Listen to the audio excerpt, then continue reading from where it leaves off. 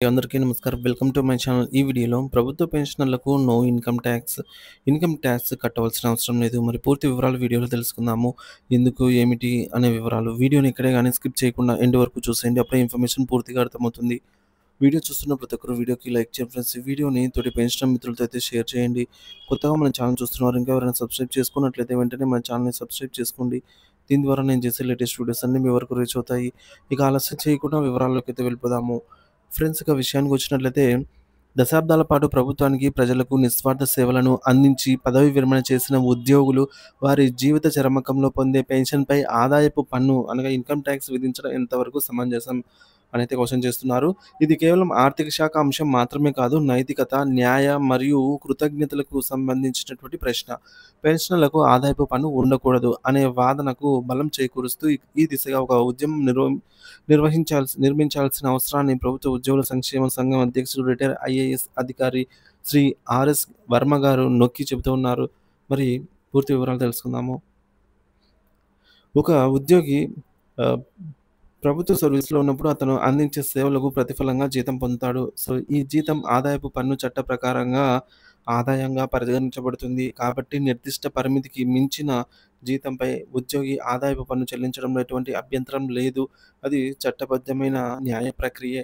అంటే ఉద్యోగంలో ఉన్నప్పుడు జీతం, అప్పుడు పన్ను సమంజసమే.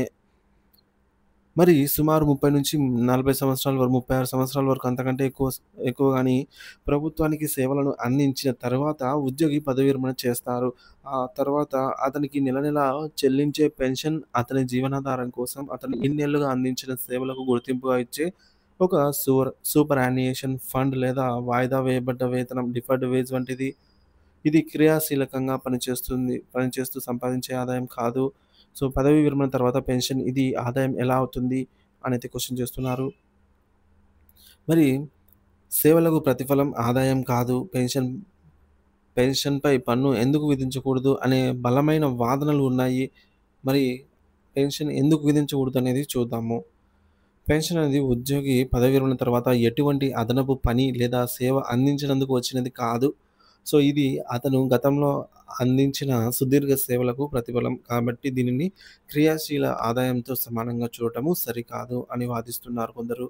అలాగే జీవనాధారానికి భరోసా. వృద్ధాప్యంలో ఇతర ఆదాయపు మార్గాలు లేని సమయంలో పెన్షన్ అనేది రిటైర్డ్ ఉద్యోగికి, అతని కుటుంబానికి జీవనాధారం. దీనిపై కూడా పన్ను విధిస్తే వారి ఆర్థిక భారం మరింత పెరుగుతుంది.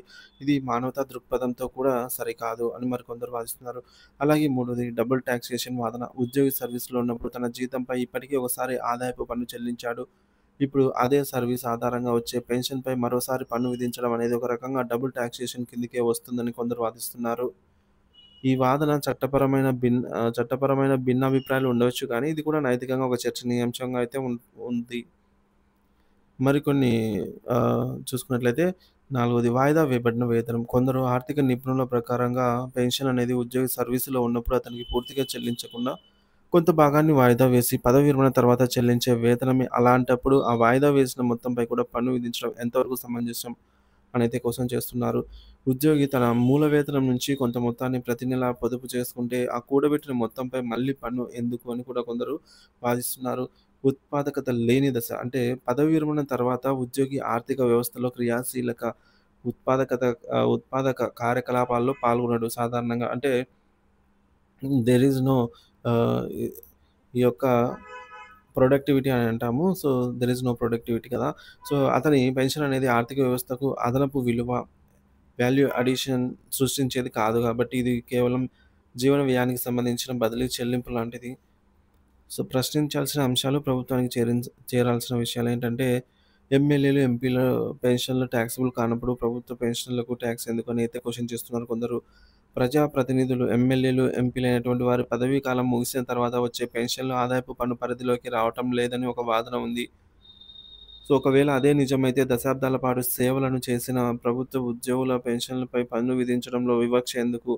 ఈ ప్రశ్న ప్రభుత్వానికి, పౌర సమాజానికి చేరాలి అనేది అంటున్నారు. పెన్షన్ అనేది ప్రాథమిక హక్కు. గతంలో సుప్రీంకోర్టు సైతం డీఎస్ నకారా గారి కేసు వంటి చారిత్రాత్మక తీర్పులలో పెన్షన్ అనేది ప్రభుత్వ దయ కాదు, అది ఉద్యోగి యొక్క పదవి విరమణ చేసిన ఉద్యోగి యొక్క ప్రాథమిక హక్కు అని స్పష్టం చేసింది. అలాంటి హక్కు ద్వారా లభించే జీవనాధారంపై భారం మోపడం ఆ హక్కు స్ఫూర్తికి విఘాతం కలిగించదా అని మరికొందరు వాదిస్తున్నారు. ఇక రైతులతో సమానంగా చూడాలి. భారతదేశంలో వ్యవసాయ ఆదాయంపై పన్ను లేదు. ఎందుకంటే రైతులు దేశానికి అన్నం పెడుతున్నారు కాబట్టి వారికి ఈ మినహాయింపు ఇచ్చారు. అదేవిధంగా దశాబ్దాల పాటు దేశ నిర్మాణంలో, పరిపాలనలో పాలుపంచుకున్న ప్రభుత్వ ఉద్యోగులను కూడా గౌరవించి వారి పెన్షన్లపై పన్ను మినహాయింపు ఇవ్వాల్సిన అవసరం కూడా ఉంది అని మరికొందరు వాదిస్తున్నారు. మరి చేయాల్సిందేంటి? ఒక ఉద్యమం అవసరమా అంటే పెన్షనర్లు, వారి కుటుంబ సభ్యులు, ఉద్యోగ సంఘాలు ఈ విషయంపై గొంతు విప్పాలి.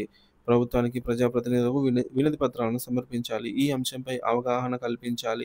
పెన్షన్‌పై పన్ను ఎందుకు సరికాదనేదో సూచిస్తూ ఈ యొక్క సందేశాన్ని మిత్రులు, అలాగే కుటుంబ సభ్యులు సామాజిక మాధ్యమాల ద్వారా విస్తృతం చేయాలి.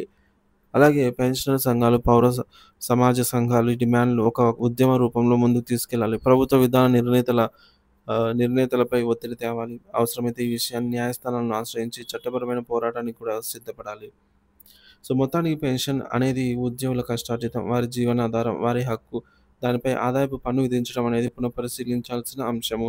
శ్రీ ఆర్ఎస్ వర్మ వంటి అనుభవజ్ఞులైన అధికారులు ఈ దిశగా చేస్తున్న పిలుపునకు స్పందించి పెన్షనర్లు, ఉద్యోగ సంఘాలు, పౌర సమాజం కట్టుకలిసిగా కృషి చేయాలి.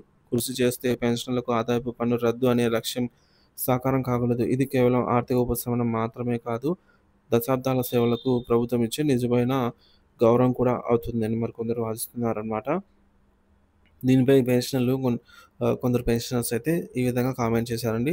సో, ఇదెక్కడ న్యాయం? 5 సంవత్సరాలు పనిచేసే ఎమ్మెల్యేలు, ఎంపీలు అండ్ అదర్ రాజ్యసభ, శాసనసభ members are not paying the income tax but 30-40 years, ఇలా చాలా సంవత్సరాలు ప్రభుత్వానికి రోజులో 10-12 గంటల వరకు సంవత్సరాల తరబడి సేవలందించిన వారికి ఇది వారి హక్కు. ఇందులో ప్రభుత్వం దయాకరుణతో ఇచ్చేది భృతి కాదు. మరి దీనిపైన ఎందుకు పన్ను చెల్లించాలి? రాజకీయ నాయకులు పనిచేసినప్పుడు వారికి ఇచ్చిన అనేక సదుపాయాల్లో ఒక వంతు కూడా ఉద్యోగులకు లేవు. కానీ కేంద్ర ప్రభుత్వంకు ఈ పెన్షన్లు తీసుకునే వారిపై ఇంత కక్ష సాధింపు ఎందుకు? న్యాయ వ్యవస్థని ఈ విషయం మోటోగా స్వీకరించి విశ్రాంత ఉద్యోగులకు న్యాయం చేయాలి అని వినతి అని చెప్పేసి ఒక పెన్షనరు అభిప్రాయాన్ని మాత్రమే వెల్లడించారండి. సో, ఇది కేవలం అభిప్రాయం మాత్రమే. ఈ నిర్ణయాలైతే ప్రభుత్వమే తీసుకోవాల్సిందనమాట. తుది నిర్ణయాలు ఏవున్నా గూడా. ఇక మరొక పెన్షనర్ ఇలా అంటున్నారు. సార్, నేను ఐటీఆర్ 1971-22 ఫైల్ చేయలేదు. ఆడిటర్ డిలే చేశారు. నాకు 26,000 రావాల్సి ఉంది. నేనేం చేయాలి? సో, మరి నాకు డీఆర్ అరియర్స్ ఇవ్వకుండానే ఆహ్, ఐటీ డిడక్ట్ చేశారంటే ఈ విధంగా మనకు డీఆర్ ప్రకటించినప్పుడు దాని తాలూకా అరియర్స్ 3 సమాన వాయిదాల్లో చెల్లింపులు చేస్తామని అయితే జీవోలో పేర్కొనడం జరుగుతుంది. కానీ చాలా వరకు ఈ యొక్క డీఆర్ అరియర్స్‌ను మనకు జూలై 2018 నుంచి కూడా ఇప్పటి వరకు పెండింగ్‌లోనే ఉంటూ ఉన్నాయి. కాబట్టి సో, వీటి తాలూకా అరియర్స్ ఇవ్వకపోయినా సరే వీటి తాలూకా టాక్స్ డిడక్ట్ చేస్తున్నారని చాలామంది కంప్లెయింట్ చేస్తున్నారనమాట. ఇదొక సమస్య అయితే ఉంది. ఇక మరొకరు, నేను 2,00,000 పైనే కడుతున్నాను టాక్స్ కింద. సో, ఇయర్‌లీ 2,00,000 పైన టాక్స్ కడుతున్నాను. ఎప్పటినుంచో గొంతు ఎత్తుతున్నాం. No use. దీనిపైన ఎటువంటి మూవ్‌మెంట్ లేదు. సో, ఇది ఇప్పటే కాదు, ఇది ఎప్పటినుంచో ఉంది. కాకపోతే ఎటువంటి యూజ్ లేదు అనైతే మరికొందరి వాదన అనమాట. సో, అభిప్రాయం అయితే ఈ విధంగా వెల్లడించారండి. సో, మరి మీరేమంటారు? సో, పెన్షనర్లపై పన్ను అనేది సమంజసమేనా? ఉండవచ్చా? ఏమైనా ఆహ్, ఈ యొక్క మినహాయింపు తో కూడినటువంటి పెన్షన్ ఏమైనా ఇవ్వచ్చా? అసలు దీనిపైన పెన్షన్ అనేది కరెక్టా? కాదా? అనేది మీ అభిప్రాయం ఏంటనేది కామెంట్ ద్వారా తెలియజేయండి friends. Thank you for watching this video.